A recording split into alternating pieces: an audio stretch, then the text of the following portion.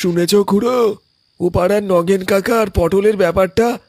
হ্যাঁ, সকাল থেকে কানাঘুষো শুনেছি বটে, তবে সত্যি কিনা জানি না ঠিক। সত্যি গো খুড়ো, আমি নিজে পটলের সঙ্গে কথা বলেছি। ও নিজে বলেছে ওই বাঁশ বাগানে ভূত দেখেছে। আর সত্যি বলো তো খুড়ো, ওই বাঁশ বাগানে কি ভূত আছে? আরে বাপ, ওইখানে সত্যি সত্যি ভূত আছে।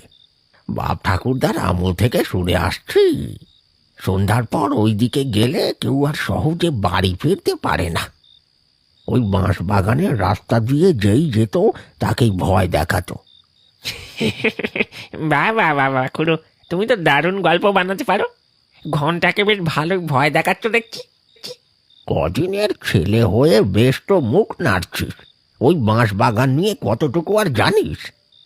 যেদিন ওদের পাল্লায় পড়বি সেদিন প্যান্ট খুলে সব সাহস ফুস হয়ে যাবে দেখিস। কই, আমিও তো রোজ ওই বাঁশবাগান দিয়ে যাতায়াত করি, কিছু তো নজরে পড়ে না। হ্যাঁ রে মুখ পোড়া, ভূত বেটা তোর সঙ্গে দেখা করার জন্য বসে থাকবে নাকি রে? দম থাকে তো আজ রাতে গিয়ে ওই বাঁশ বাগান থেকে একটা বাঁশ কেটে নিয়ে আয় দেখি। ঠিক আছে খুড়ো, আজ রাতে একটা নয়, দুটো বাঁশ কেটে নিয়ে আসবো, না হলে আমার নাম পল্টু না।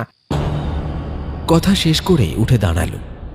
সবার দিকে এক ঝলক তাকিয়ে চ্যালেঞ্জ ছুঁড়ে দিল। আজ রাতেই সে ওই বাঁশবাগান থেকে বাঁশ কেটে এনে প্রমাণ করে দেবে যে ওখানে কোনো ভূত নেই, আর ভূত বলে কিছু হয় না।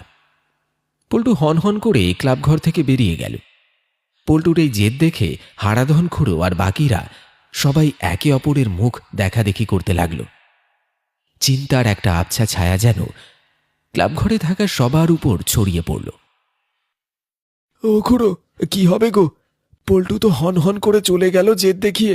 যা পারে করুক, ঢ্যামনাটাকে বারবার বারণ করলেও একটা কথা শুনল না।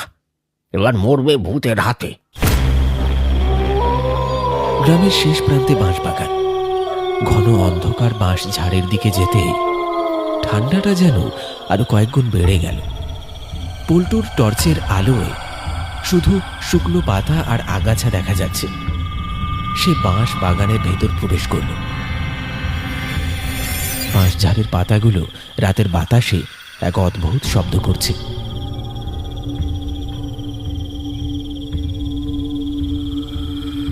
এই তো, কিছুই তো নেই। ওই বুড়োটা সবেতেই বেশি বেশি ভূত ভূত করে গ্রামের লোকগুলোর মাথা খেলো।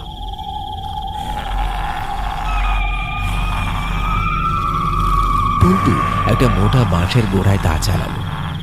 ঠক ঠক শব্দে বাঁশ কাটার আওয়াজ নিস্তব্ধতা ভেঙে দিল। একটা বাঁশ কাটলো, তারপর আরেকটা। বাঁশ দুটো কাঁধে তুলে নিতেই হঠাৎ তার মনে হলো কেউ যেন তার নাম ধরে ডাকছে, খুব মৃদু স্বরে। পল্টু, ও পল্টু, পল্টু, ও পল্টু। কে কে ওখানে? পল্টু টর্চ ঘুরিয়ে দেখল আশেপাশে কেউ নেই, শুধু রাতের বাতাসে শোঁ শোঁ শব্দ আর বাঁশ পাতার খসখস আওয়াজ। কই, কেউ তো নেই। নিশ্চয়ই বুড়োগুলো লুকিয়ে লুকিয়ে ভয় দেখাচ্ছে। ভয় পেলে চলবে না, বাঁশগুলো নিয়ে তাড়াতাড়ি এখান থেকে পালাই। ভূত না থাকলেও তো সাপ তো আছে। তাড়াতাড়ি পল্টু কাটা বাঁশগুলো কাঁধে তুলল, আর ঠিক সেই সময় হঠাৎ একটা দমকা হাওয়া উঠল বাঁশ বনে।